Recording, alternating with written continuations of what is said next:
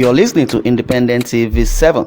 Kindly click on the like button and don't forget to subscribe to our YouTube channel at Independent TV 7. Also, don't forget to click the bell icon to get more notification.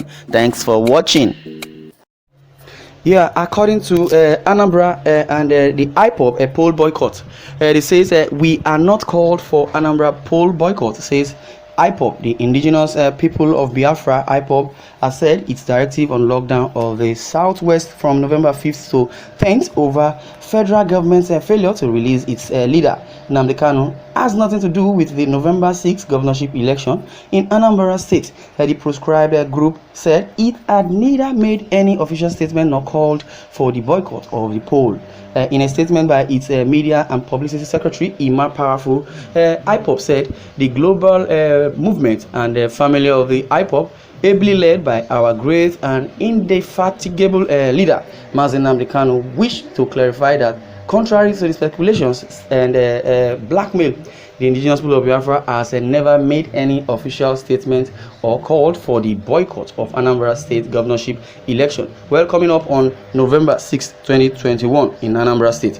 Well, it will therefore be wrong for people to speculate or peddle falsehood against us when there is no basis of such. Yes, so many times the federal government, through the Attorney General of the Federation, has always prescribed, or rather indicted the so-called indigenous people of Biafra, and saying they are in charge, or they have been the ones causing havoc in the southeastern part of the country. I believe that's what they do to change the narratives towards the constituted authority. I would say the democracy that we adopted, even from the United States, is not being practiced, in federalism. But as it is, Nigerians have been worried that why will the Fulani hijack the government of Nigeria, and claiming that they own Nigeria and Nigeria belongs to them. And that is why Nnamdi KANU and Sunday Igboho are deeming fit also to make sure that they seek for good governance, and that's what brought in the agitation. But as it is, Ima Powerful has said, contrary to what has been laid down, for the sake of clarity, what we said was that the entire Biafra land will be locked down from November 6th, or rather November 5th to November 10th in 2021, if by November 4 the federal government fails to release our leader, Nnamdi KANU, unconditionally. Our position has nothing to do with Anambra election. All we need is the release of our leader, who committed no crime, to be held and perpetually in custody of the DSS. We have gathered through intelligence the plot by Nigerian government to keep our leader in detention, perpetually through frivolous court adjournments. We knew their plans and evil plans when they were killing their fellow politicians and blaming it on the IPOB, the indigenous people of Biafra. They have changed the narrative, and to make sure the public, as a Nigerian citizens, we have the right to freedom of association. We have the right of freedom of speech. But as it is, in indigenous people of Biafra, led by Nnamdi KANU, has been saying all this, that in other words, where there is no good governance, then there will be secession, which is a breaking out of the so-called Nigeria.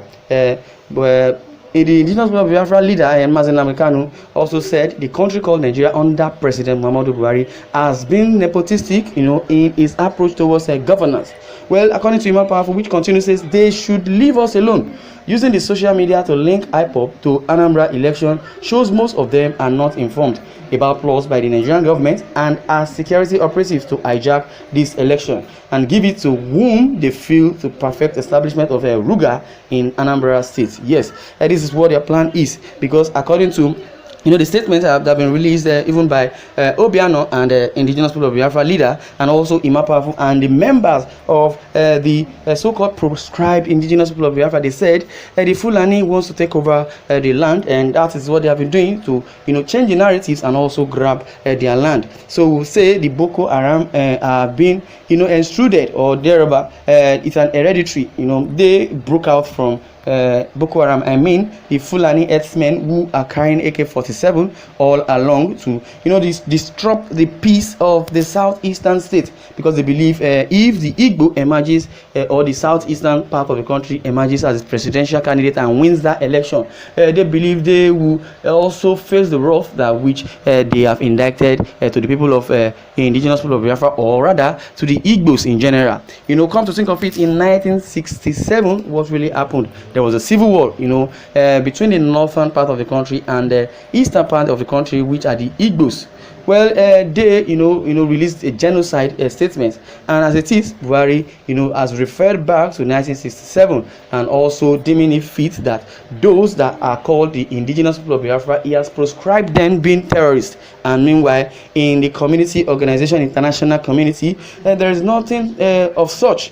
Because the real terrorists are the Boko Haram and the Fulani herdsmen. I would say it has been said that the most deadliest terrorism or terrorists in Africa is the Boko Haram and the Fulani herdsmen, parading with AK-47. Well, Imam Powerful also said, but that won't work for them because IPOB is ahead of their game plan. We urge media houses to be objective and in their reportage and cross-check their facts. Well, indigenous people of Biafra has never at any time called for boycott of Anambra election. Media houses should stop publishing lies against us. Basically, I would say media house would not publish what is not, but definitely by this statement from Imam Powerful, he has said that they should debunk such news that they are not boycotting. What they want is free and fair election, if there is going to be election at all. That is what it is. Well, Imam Powerful is the spokesperson to the indigenous people of Biafra, and he has said it all,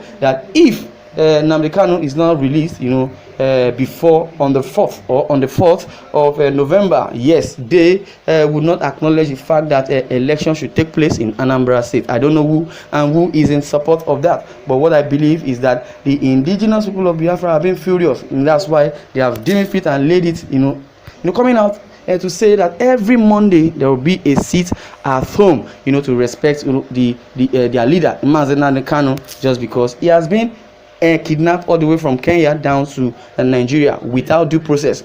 No, now the United Nations has ventured into this matter and saying Nnamdi KANU, who was indicted or thereabout, was kidnapped all the way from Kenya, that the Nigerian government should tell us the reason why he was being kidnapped, one. And when they say Nnamdi KANU was extradited, what are the processes of extradition of Nnamdi KANU coming to Nigeria? They want to know. And the invasion of his house in the east, before he jumped bail, because they said Nnamdi KANU jumped bail. What were the reasons why he jumped bail? What were the reasons why he fled and ran to UK or United Kingdom for shield? It has been said that the government of Buhari, has done a whole lot of havoc against the Nigerian citizens, especially Nnamdi KANU and Sunday Igboho. Sunday Igboho, on the other hand, is in Benin Republic, facing criminal charge, which he is innocent about. But thereabout, Nigerians have been so furious, especially the indigenous people of Biafra, by saying they have not boycotted the so-called Anambra election.